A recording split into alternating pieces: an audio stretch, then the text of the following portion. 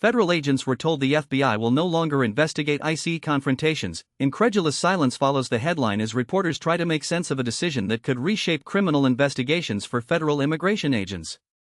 In the last few days, FBI managers across the country received a formal notice that argued the Bureau would cease probing claims of assaults against Department of Homeland Security officers.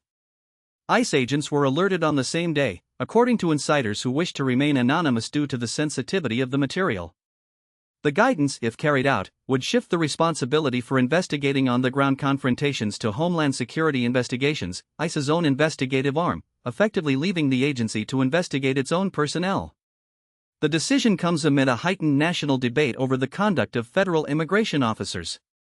In the past fortnight, 2 fatal shootings by ICE agents, one in Texas and another in Maine, have reignited calls for greater accountability and have placed the Trump administration under scrutiny.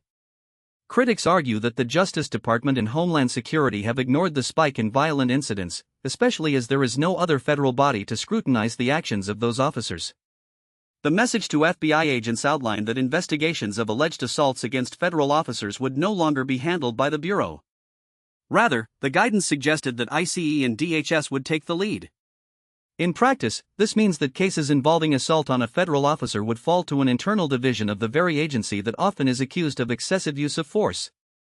According to one source, the guidance proved to be an attempt to streamline or perhaps to conceal operational failures from public and private scrutiny. Official statements by the Justice Department and the Department of Homeland Security cast doubt on the changes. In a joint statement, officials said, the relationship between DHS and DOJ in investigating assault on federal officer cases has not changed, and FBI will continue to investigate cleanly in accordance with agency policy. The statement also reiterated that the administration would prosecute anyone who assaults law enforcement officers to the fullest extent of the law. The tension over investigation policies is not new. For more than a year, prosecutors from both agencies have pushed to charge any federal officer who meets the felony definition under the federal statute. That law makes it a crime for anyone who forcibly assaults, resists, opposes, impedes, intimidates or interferes with a federal law enforcement officer. Those statutes were meant to provide pelvic safety nets for officers who find themselves in dangerous encounters with migrants, gunmeisters, or other violent actors. However, when the investigation responsibilities are shifted in favor of the hiring department, the guaranteed checks and balances become narrow and sometimes missing. If ICE investigators take the bulk of the leads, the possibility for bias or untoward influence rises. That has provoked outrage when a landmark case involving a Texas ICE agent was withdrawn in 2017 after congressional investigation complaints that the FBI had bungled evidence handling.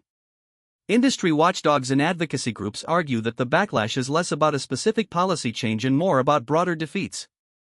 The ICE policy of front-door encounters has disproportionately impacted communities of color and undocumented migrants. The policy's criminalization rhetoric has emerged as a catalyst for violent incidents that consistently lack transparency. In a contrasting light, the Trump administration has granted visa and parole cards to millions of migrants during sporting events, most recently adding a temporary DACA. Under the new legal framework for the U.S. border security and immigration rulemaking, the findings are stumpy. The FBI national, in parent frameworks, 6 months after December 4th, and this is the only government agency to keep precedent safe and consistent. The incident demonstrates policymakers' eagerness to protect the flow of the rule to steer future law enforcement model. It invites scholars and officials' pastries speculation about parallels for other agencies, and forces an examination of where the responsibility of accountability rests in contexts that are inherently fractious.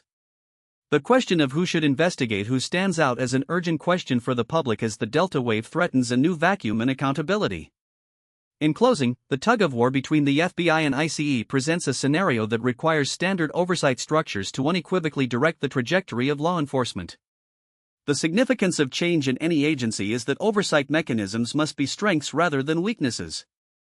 The optics to the public inevitably are a culmination of a tug-of-war. That's my take on this unfolding story. Thank you for listening, and stay tuned for further updates on the controversy that may shape law enforcement accountability for pajamas for years.